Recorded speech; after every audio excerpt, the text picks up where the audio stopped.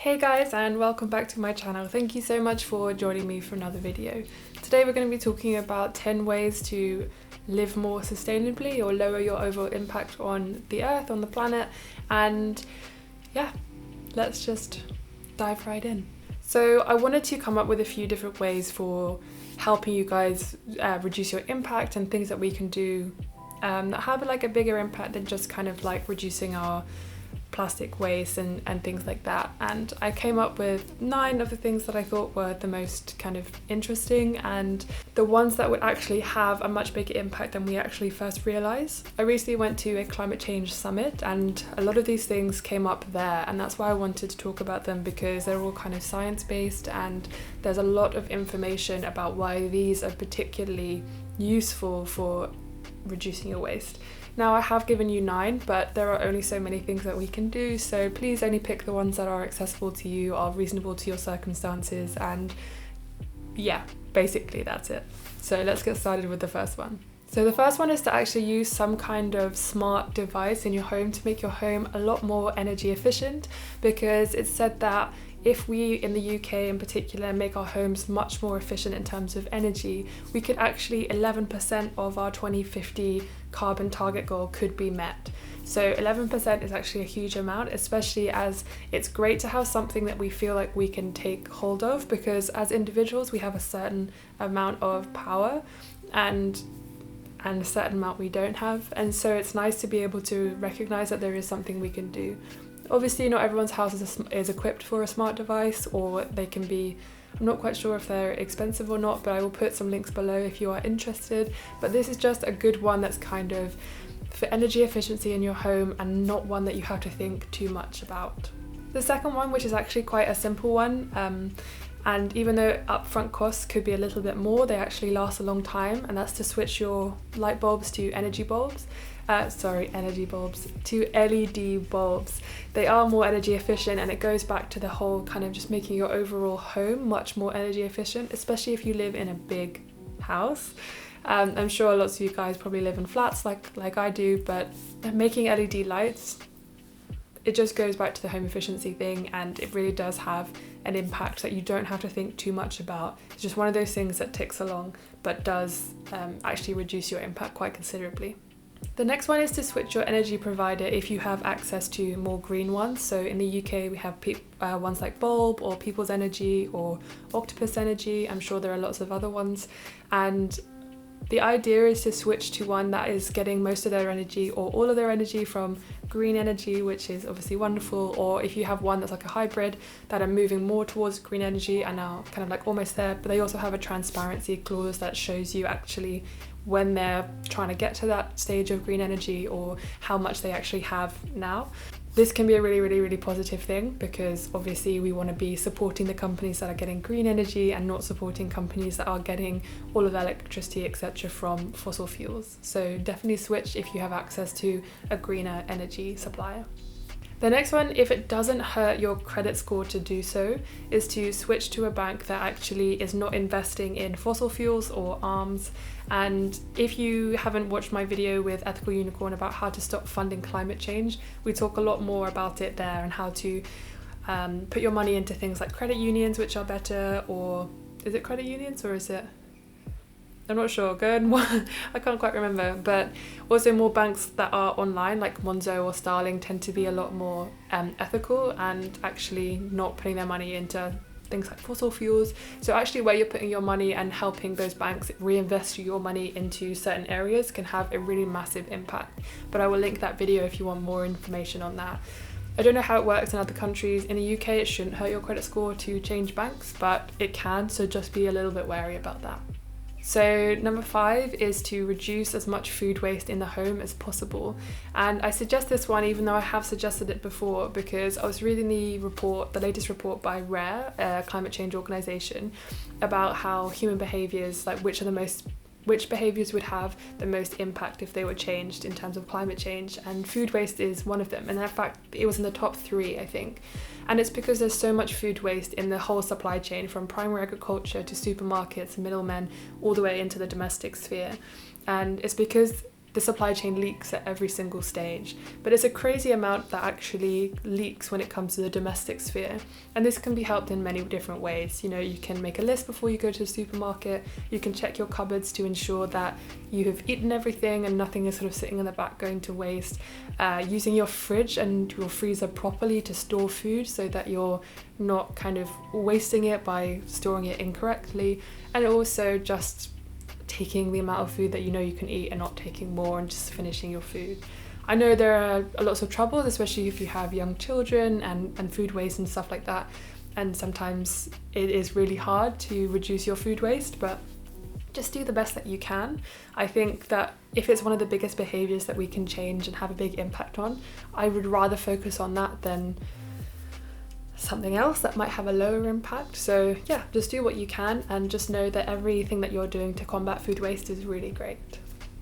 Okay, so the next one is to use mass transportation, and that means using buses or metros or trains. And of course this is really only accessible to those who've got really good transport links. So if you live in cities that are very transport friendly, it's probably more focused on European countries maybe, and definitely big cities like New York and Chicago maybe, or definitely Washington DC. Or even if you're traveling and you're going to a new city and you would usually rent a car, try and use a local transport links instead. Get your ass on those buses, on those metros. Of course there are going to be lots of exceptions. If you need a car for many other reasons, then this may be not the one for you, but if you have access and you are able to use mass transportation, again, it's one of the biggest things that we can do to reduce our impact on the earth. Okay, the next one. So the next one is to ride share. I know in lots of rural places you really do need a car, and so ride sharing can be really positive in taking many cars off the road and ensuring that you're really filling up your car with people. This tip originally was one that I heard from a climate change organization CEO, and he talked about how your first car, if you can afford it, is to buy an electric one.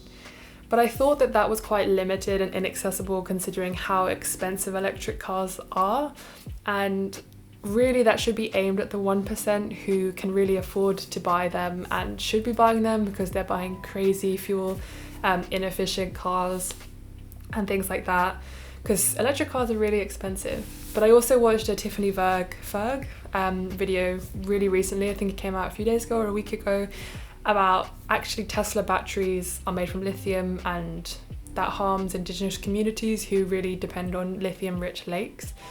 So there's kind of lots of problems there and it's very problematic. So instead of suggesting and being quite inaccessible and elitist about electric cars, I decided to focus more on ride sharing, and if you really do need a car, then to buy a second-hand one. I really don't understand why people buy new cars these days, because as soon as you drive it off the lot, it literally depreciates in value.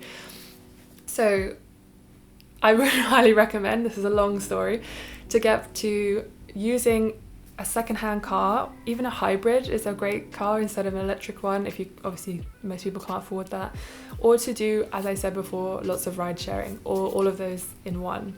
So yeah, just be careful with electric cars, and also it's really expensive. But then again, you have to think about how we need to move to electric cars, but how can we do it ethically? There are lots of problems in this kind of supply chain, and I'm still figuring out what the best thing to do with it is, so if you guys have any advice, I would really appreciate it. Okay, so this leads me on to number 8, which is about flying. And I'm not going to sit here and tell you to quit flying because I don't think that's realistic for a lot of people. Then again, this is probably aimed more at the very small 1% of people who can actually afford to fly around the world. But what I'm here advocating for is to fly one less time. I don't want to prevent families from seeing each other, or you to feel guilty if, you know, like my boyfriend lives 3,000 miles away. So maybe I'm coming at it from that angle, but just by flying one less time, you can make a big impact, especially if you tell people about that. Getting socially engaged is also one of the biggest and best things that you can do, which is probably my next point, but let's just go back to this one. Also, it's funny because I was just reading a New Scientist article. It is from 2011, so it's dated, but it still, I feel, is relevant. It was about the contrails of airplanes and how actually they create a much more damaging effect to the environment than the actual emissions from planes. So while we focus a lot on the CO2 that's emitted by airplanes, it's actually the contrails, which are those like white streaks that come out behind them, that actually have the most damaging effect. Because while they act like clouds and they can prevent heat from reaching the earth, they also trap heat from rising and exiting the kind of Earth's atmosphere. So the problem with that is it creates this greenhouse gas effect and it traps the heat and it actually warms the planet. So the scientists in this article are arguing that that is what's more damaging to the environment than the actual CO2 emissions. I'll link the link down below because I think it's a really good article. It's quite a short read, but it's just interesting how, and they talk about potential ways by flying lower or not flying over water-rich areas, etc. But then that kind of would make the ride even more inefficient. Lots of difficult things when it comes to aviation, and I can't imagine that it's become that much more efficient. If anything, we're flying a lot more since 2011, so I think that the article is still relevant. So definitely take a look. But that's why I'm advocating for flying one less time, because that's what I think a lot of people can do, especially if you are flying recreationally for holidays, etc. And you could potentially try a staycation instead, and yeah, I'll get the train. Although the train is expensive and it has its other difficulties. Hence why I'm saying one less time. Anyway, let's move on. So the next one is to get engaged socially and politically, and that's what I mentioned just before. And this is another behavioral science kind of engineered change, because they have done the research and it basically shows that if you talk to peer groups and you talk to your friends about what you're doing in terms of reducing your waste or flying less or getting the train somewhere instead of flying, etc., it has a much bigger impact behaviorally. It means that other people kind of see what you're doing and they want to be kind of part of the herd, and we all gravitate towards the kind of norm. So if you make that your new norm, then people will listen. And getting engaged politically as well is obviously really important, as I mentioned, or as Kate Lyons mentioned in the video I did with university students, talking about local elections, not just the big elections, and making sure the people who really are fighting and advocating for climate change, etc., are, getting in, so that they can actually we can make a lot more bottom up kind of change there. So definitely talk about what you're doing to your friends, to your family, on social media, anywhere you possibly can. That has a huge impact, and don't underestimate that. The last one is to do with water. So just try and incorporate more kind of water saving systems in your house to make your home again more efficient. You can use grey water for so many different things. You can recycle it, you can use it in your garden. It's one of the best ways to recycle your water, just to ensure that you're creating a circular system within your own home.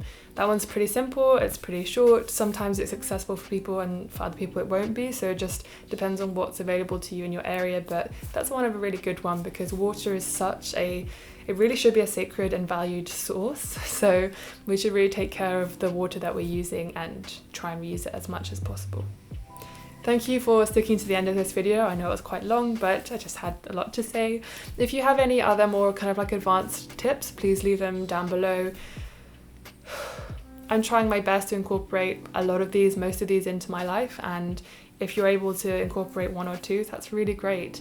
And we should really focus on getting people who aren't really that engaged to get them a little bit more engaged, because a lot of you might be doing a lot of these things, but you might know 5 to 10 people who aren't doing any of these things. So by talking to them about some of these things, you can really extend your reach and make a massive impact. It's really about helping those who aren't engaged to really focus in on 1 or 2 of these things to make a really big impact. So thank you for watching. I really hope you found it useful, and please check out the links down below. Thank you so much, and I will see you guys really soon.